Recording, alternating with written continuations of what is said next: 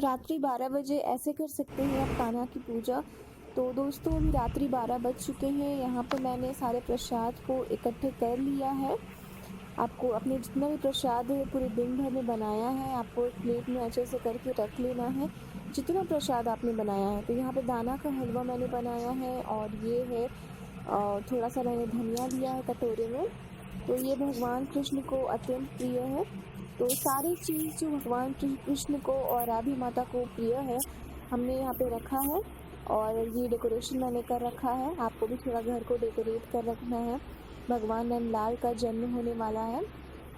अब हम सबसे पहले क्या करेंगे कि आप देख सकते हैं मैंने यहाँ पे डेकोरेट कर रखा है अपने घर को।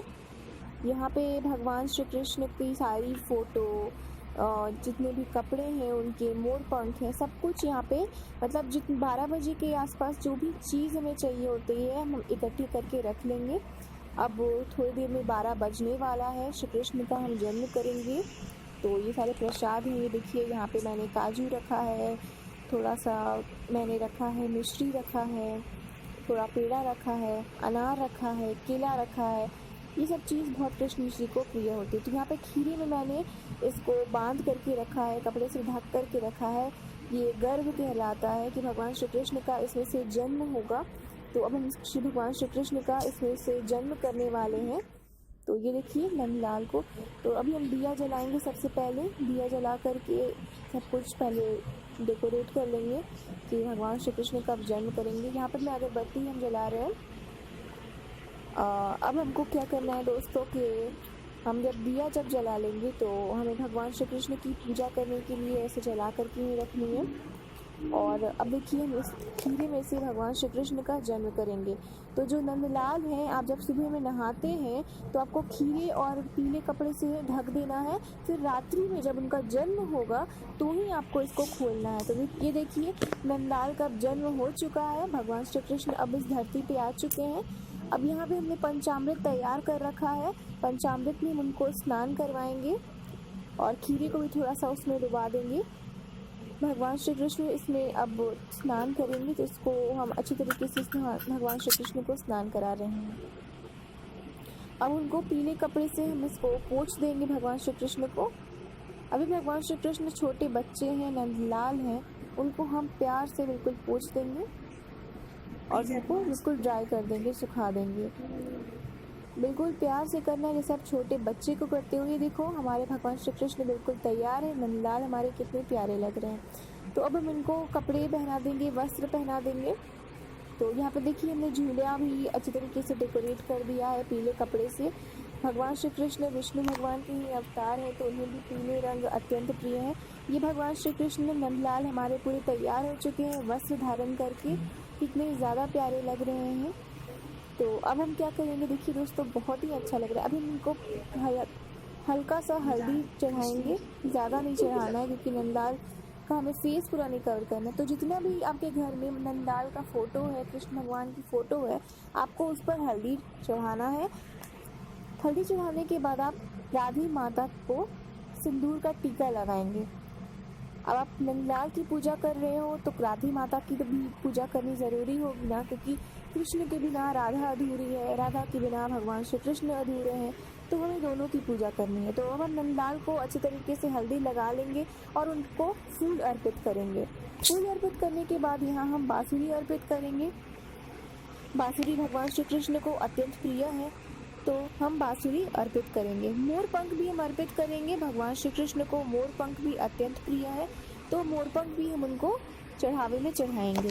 यहाँ देखिए हमने झूले में इसको लगा दिया है, क्योंकि भगवान श्री कृष्ण के झूले में भी हमेशा मोर पंख हुआ करता था, तो मोर पंख हम झूले में लगा देंगे। अगर आपके पास झूला नहीं है या आप झूले का इंतज़ाम नहीं कर पा रहे तो कोई बात नहीं है। अब आप दिया दिखा देंगे दोस्तों। दिया दिखाना है, आपको आरती करनी है भगवान श्री कुंज बिहारी की, श्री कृष्ण लाल की। तो आरती दिखाने के बाद दोस्तों अब आपको अगरबत्ती को दिखाना है और उसके बाद नंदलाल की अच्छे से आपको पूजा करनी है दिल से। आपके जो भी दिल में विश है, आपके दिल में जो भी प्रार्थना है, वो आपको भगवान श्री कृष्ण के सामने कहना है कि आपने ये व्रत क्यों किया था, क्यों, आपका मोटिव क्या था, आप अपने सब कुछ बताएंगे। अब आपको यहाँ पे भोग लगाना है भगवान श्री कृष्ण को। जितना भी प्रसाद आपने बनाया है इतनी मेहनत से, इतने प्यार से, तो वो आप भोग लगाएंगे भगवान श्री कृष्ण को। तो भोग में आपने दिन भर में जितनी चीज़ें बनाई हैं वो सारी चीज़ें आपको भगवान श्री कृष्ण को अर्पित करनी है। यहाँ देखिए आपके घर में जितनी भगवान की फ़ोटो है उसको अर्पित करना है हल्दी, और भगवान राधे को सिंदूर। तो यहाँ पे मेरे घर पे ये और मूर्ति है जहाँ पे मैं अर्पित कर रही हूँ हल्दी और सिंदूर। यहाँ पे आपको मोरपंख भी चढ़ाना है भगवान श्री कृष्ण को। यहाँ मैं भगवान श्री कृष्ण को राखी बांधती हूँ भगवान श्री कृष्ण को, तो यहाँ पे मैं मोरपंख उनको चढ़ा रही हूँ।